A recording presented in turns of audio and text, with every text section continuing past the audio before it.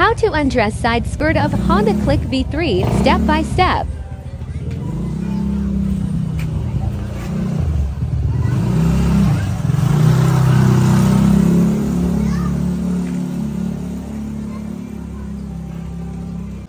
Good morning guys!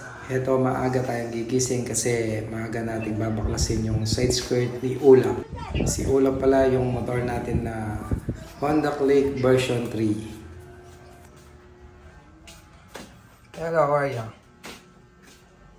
Kasi available ngayon si Mang George, Mang Boy pala, para i-repaint niya yung side skirt ni Ulap. Tara, let's go! Good morning, John. Ayan, nilalagyan natin siya ng motor cover kasi sa mga pusa para iwas kalmot ng mga pusa at para hindi siya naalikabukan. Okay, ready na ba kayo mga George? Ituturo ko sa inyo kung paano yung procedure, paano baklasin ang side skirt ng Honda Click version 3. Hindi naman ako professional pero I try my best para malaman nyo. Vanessa, feeling professional ka na. Heto guys, una nyo tatanggalin yung screw na to gamit ang Phillips screw or positive screw. Marahil nagtataka kayo kung iba-iba yung boses ko dito kasi yung ginagawa ko kapag nagpapasounds yung sa kapitbahay. Pumapasok ako sa banyo kaya minsan yung boses dito o nag-iiba. Nagboboses sa nasa balon. Ayaw kasi makapiright na naman tayo sa dahil sa mga nagpapasounds.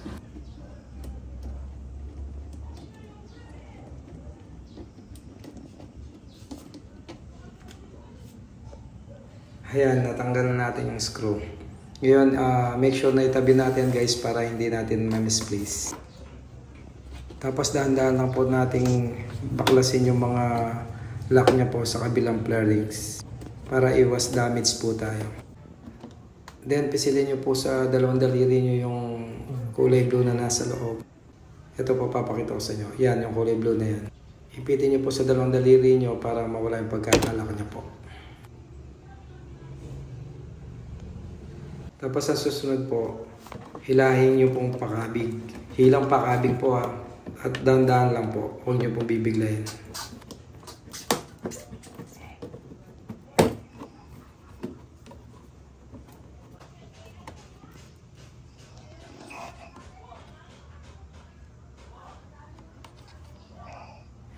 Ayan, tapos po ang susunod natin gagawin. Alam niyo po ba yung butas na sa baba? Wala pong screw yan ha. Parang pinipindot po yung sa gitna niya para malusen lang po siya. Yung parang lock na plastic sa mga flarings. Alam niyo na po siguro yan. Ito po papakita ko para mas ma-visualize niyo po. Makabulo na ka naman. Nasay, mapaseryosa ka oli. Ayan, tusukin nyo lang po yung gitna nung parang lock sa baba. Tapos mamaya papakita ko po kung ano itsura.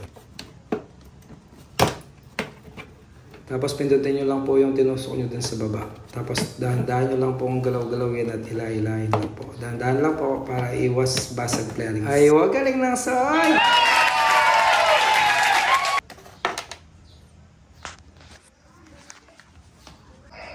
Ito po pala yung plastic lock sa mga flarings. Di ko po alam anong tawag dito eh. I-google nyo na mo, George. Sa'yo na ako pasakitan. Then, itabi nyo rin mabuti ito mga George para hindi nyo rin ma-misplace. Mura lang naman to eh. Pero mas maganda na yung di na kayo bibili, di ba? Tapos, silapat nyo yung mga ibang umangat na flarings. Babalik naman sa dati yan. Para at least hindi sila pakitignan. So yun, tapos na yung sa right side, yung sa left side naman. Kaya babalik rin natin yung motor ngayon para sa kabila naman yung babaklasin natin. So heto, nabaliktad na natin yung motor.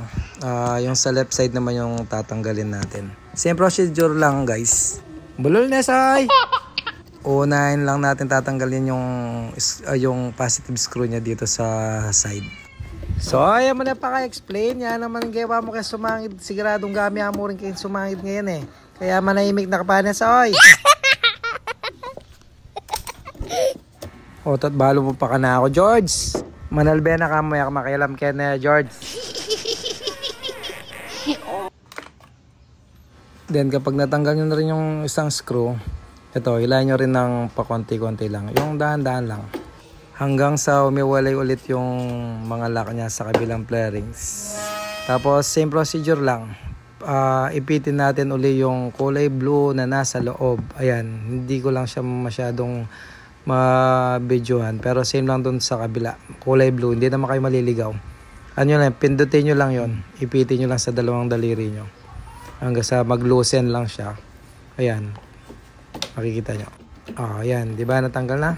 Dali lang. Tapos, ilayin yung pakabig. Ayan. Hilang pakabig lang. Para mabaklas din siya.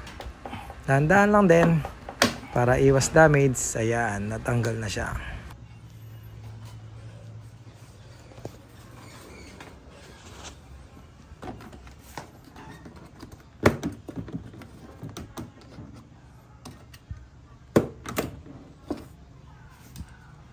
Tapos ito, tutusukin natin yung uli na sa baba.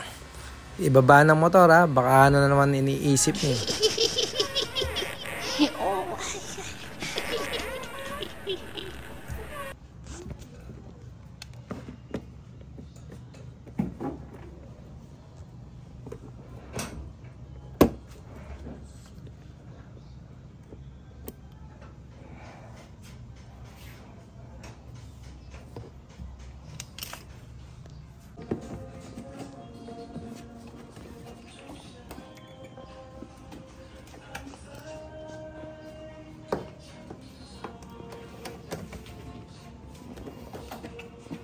Then after natin tinusok sa baba, pipindutin natin siya sa taas para maalis yung lock plastic. So ginugal ko na para kaya ka na. Balo ko na nanong aos ka rin. Ito yung tawag. Plastic clip rivet. Balo mo na, Say. Muna, George. Thank you. Pero minsan guys, nagmamarunong lang yun. Kokotik yakasite eh. Okay, eto na. Matatanggal na rin to. 2 down! Aro, pero makalimo na yata. Say! Alike, bolang. Gampaglawen mo man din lock do. Kasali seda loko. Eto guys, tinatanggal ko yung mga kulay blue na yan. Yan kasi nagsisilbing lock niya sa loob. Itatabi ko lang sila para pag dinala ko dun sa magre-repaint ng ating side skirt, hindi sila mas misplace or malaglag kung saan.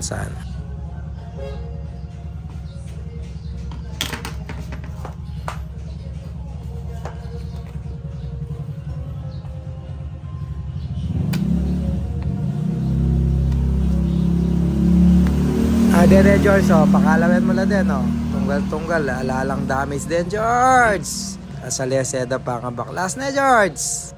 Wala ka para tutan mo, Soy.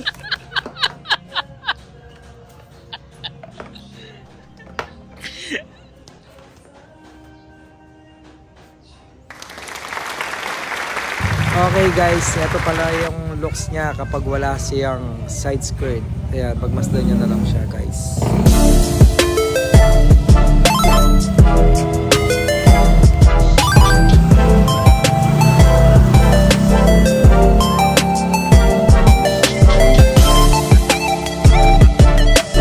Okay guys, let's go. Dali na natin kay Mang Boy yung mga side skirt.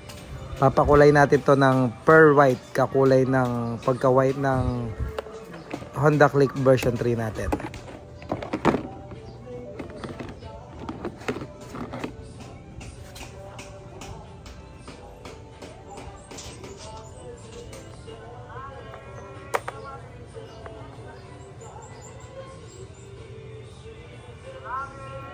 A few inches later.